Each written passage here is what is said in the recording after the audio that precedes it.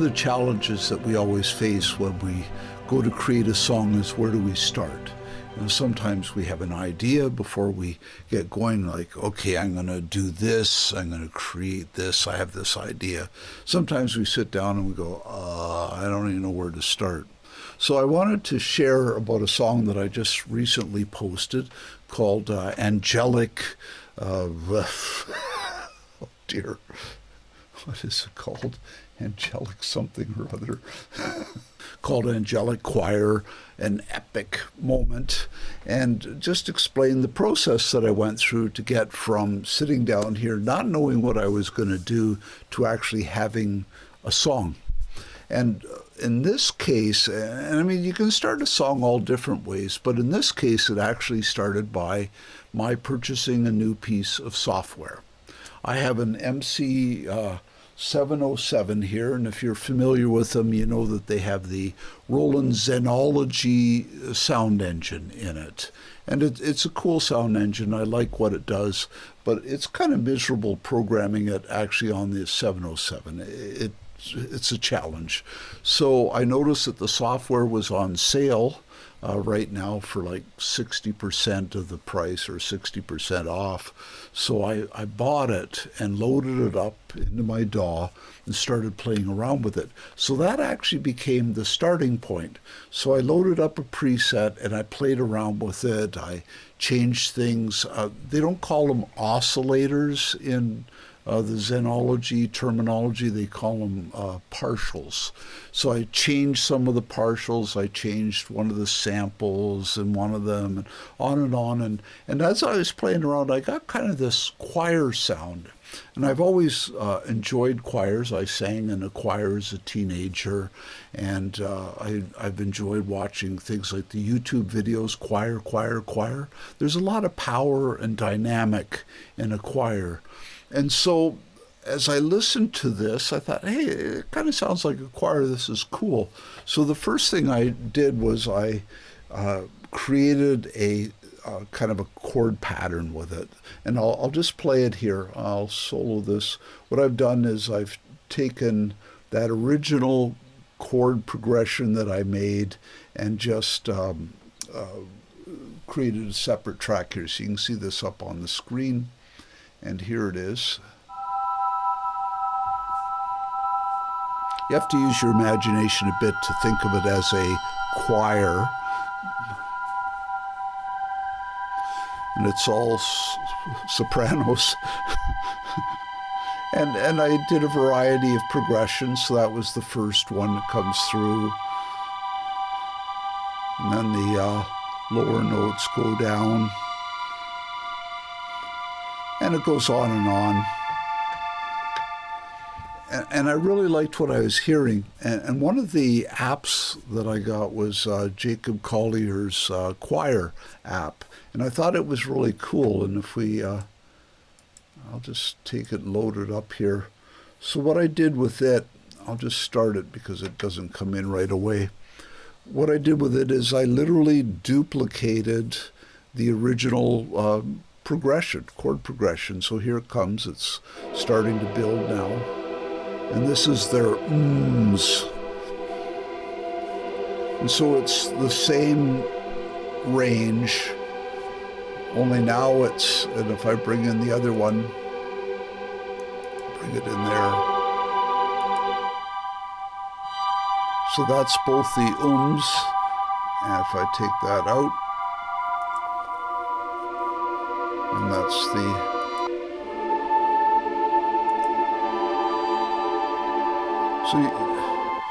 so I started building this choir. So what I did then was I created another track, and actually I ended up with 4 choir tracks. One of them really is actually a choir. So if we go from that beginning, I'll just solo all these tracks here. So we have my Zenology choir, we have the Jacob Collier choir, we have augmented strings, which if we listen to it is maybe not quite choir-like, but it has that feeling of a choir, the strings. And then I have, starting over again, I have actually the Philharmonic mixed choir, so it's a real sample of a live choir, and you can hear that it builds.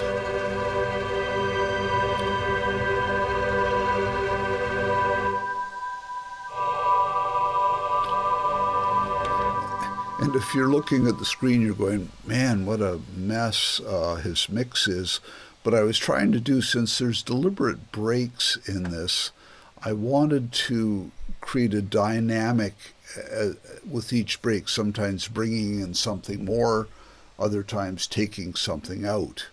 So I had these 4 channels of the choirs, but the one thing you realize pretty quickly is that it's very mid-range based, which could get pretty boring. If we look, I'll just fire up Ozone here, and you can watch and see as it fires up. Let's get it to the... You can see it's very mid-range. If I cut it out, it's mostly all there. There's a little bit there, a little bit in the mid-highs, but basically it's the lower mids, which is nice. It's good, but obviously it's going to need something a little bit more. So then what I did was I decided, well, I'll add something just to tickle the top end. So I have this one track here called Snowflake Lullaby, and it runs actually at the same level all the way through. And so if you have that with the rest of the choir, so we start all over again, it just lies underneath it, and it adds a little bit of sparkle at the top end. And because I take the levels up and down, it kind of, I guess you could say, comes and goes. You hear it more sometimes than you do at other times. So I had this main mid-range area of 4 different kind of choir sounds. Then I had this little sparkly kind of thing topping on it. And then I thought, well, I really need some bottom end here. It doesn't have a lot of bass.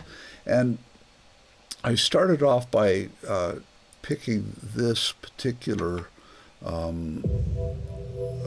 it's from Augmented Mallets, and it's Dawn of Time, and it has this large thump, okay, and then it carries on there. And I thought, well, that sounds kind of cool, and it also adds a little bit of rhythm to this. It isn't just airy-fairy kind of choir. It actually has a little bit of a beat. And I thought, well, it still needs more bottom end.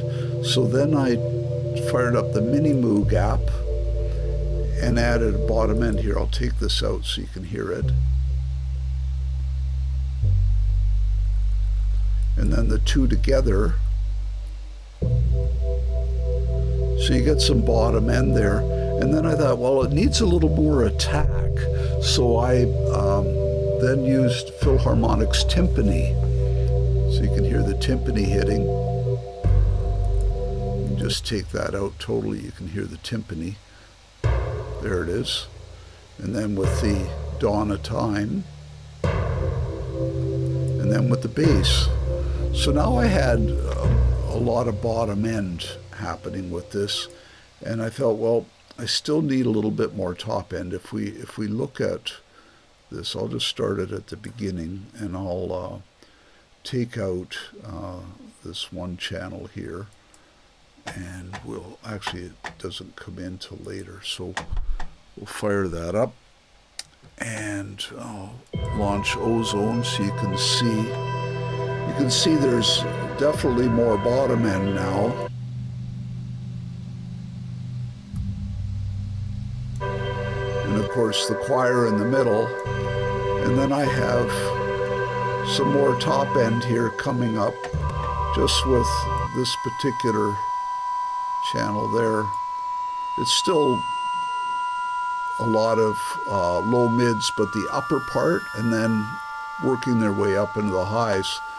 on its own it sounds a little brittle, but in the mix,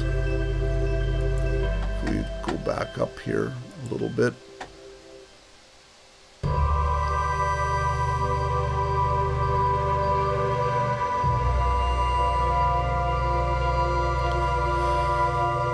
so now the sound is much fuller. We have that solid mid-range that comes from the choirs, the little bit of sparkle, some highs with the Analog Lab V peak valley, and then this bottom end, rich bottom end coming in.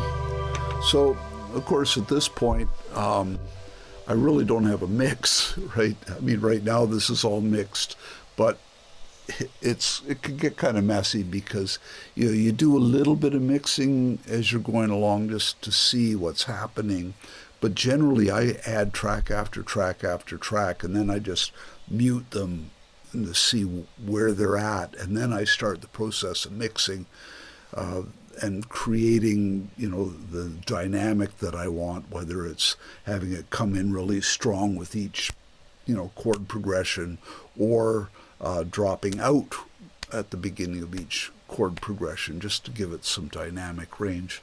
Then, of course, I have to make some decisions about what am I going to do with EQ and effects and that. So if we look at our tracks, if we start here with the kind of the choir tracks, I really didn't do anything with, because a lot of these presets and that and things I use have a ton of effects in them already, like reverb and that, so I did some panning to spread it out, but I really didn't need to do a lot to them.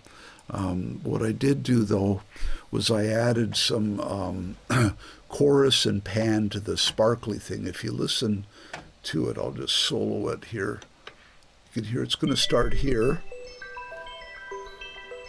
and it's going to work its way across, and that from one channel to the next, and it was just a way of making sure that it had some interest to it. So this was a chorus and a pan. Then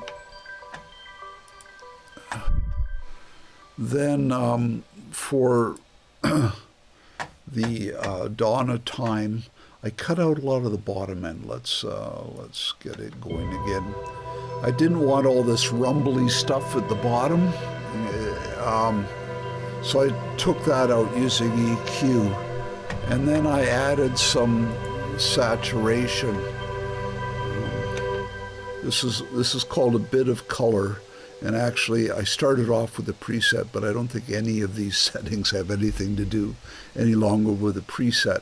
But I wanted just to add some saturation to that, just give it a little bit more grit, a little bit more harmonic overtones. And then with the next channel, which is the mallets, I needed to add a little bit of compression. I wanted it to kick a little bit harder, so I used an 1176 style compression, and I wanted it to bloom a little bit more. If we listen to it, it'll just come up here a little bit, and we're just going to start to gain some level now.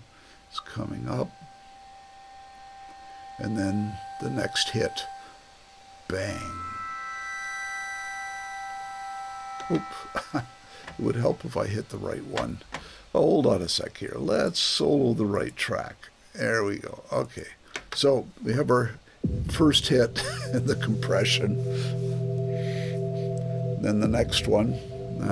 So a little bit of compression on that channel, and also some EQ. There was some stuff happening here at the bottom that when it hits that I just thought was muddy.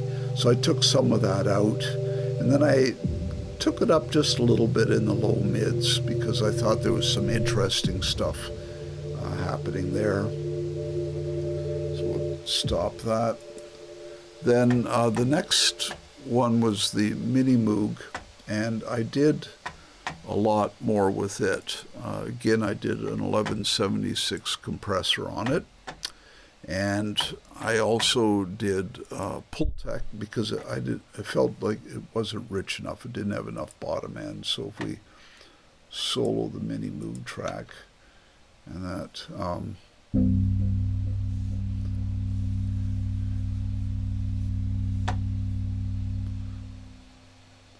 And again. I also added a little bit of digital delay. It's called subtle delay, and if you listen very carefully, it's just there. And the Pultec really adds a lot of body to it. You can hear, then you put the Pultec in, it really brings it up quite nicely. I didn't do anything with the Philharmonic timpani. It did not need anything. The other thing I do, and I know this is horrifying, and I'll just bring this over to this side here, is, and we'll take it up so you can see all the things I do. I master when I work on these tracks, I master within them. I just find it simpler. I know it isn't the way to go. So if we look at my mastering, first thing I did was I added Black Box. It's a saturator, and I chose the master mud reduction because I've had all these choirs in the middle. I wanted to do something to try and reduce that and add a little bit of interesting harmonics and overtones. I then put in a limiter just so that the next stages aren't being overdriven. It's overdriven enough as it is with that. Then I put in the Manley variable mu compressor, and I just used the default on it. I just let it do its thing at that point. Then I use Ozone 11 to master with, and in this case it decided it was cinematic, and it gave me, if I just hit play on this, come on, what have I got soloed here? I have something soloed, don't I? Yeah, there we are. Okay, let's get back to, let's start at the beginning. There we are. So you can see this is the master rebalance. EQ, it took out a bunch of that mid-range, tried to bring up the top and bottom. Imager, stabilizer, dynamic EQ. It didn't do anything with the maximizer. It figured it was dynamic enough. And let's stop this. Then I put in another limiter because I find that usually ozone goes a little over the top, and I need to keep it from redlining. And then I do all my mixing on headphones. I have some speakers, got some tannoys up here. I've got an amplifier down below, a really nice amp, actually a Bryston 2B. But this room is not. It's 9.5 feet by 9.5 feet square. It's a box. It's a terrible room to mix in. Yeah, you can do some treatment and EQing and adjustments and everything, but it'll never be a great place to mix. And besides, I'm in a house with other people who don't necessarily want to hear what I create all the time. So I do my mixing on headphones, and I find this biodynamic calibrator, adjusting, it really makes a big difference. These are DT990s that I'm listening on, and I appreciate having that ability to do that. So that's my mastering stage that I go through, and then I output the song. So that's basically, how I started, with playing around with a new piece of software, creating a chord progression, deciding I liked the sound and I wanted to duplicate it.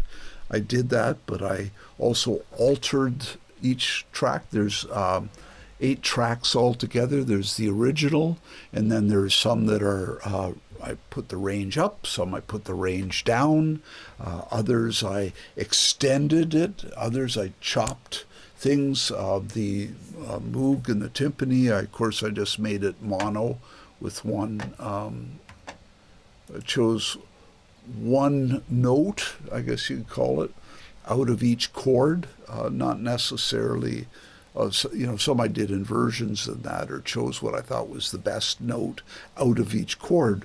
But basically, it's just that same chord progression, just altered and shifted and adjusted slightly to make it work. I put in slightly larger gaps to make it a little more dramatic, but in other places I left it all together and ended up with this song. So thank you very much for listening to the end of this discussion. I hope you find it helpful. What I'll do is I will tag the final production on right as soon as I'm done here. I always forget to say subscribe and give thumbs up and all that, but if you do that, I always appreciate it. So thanks so much for listening. I hope it was useful.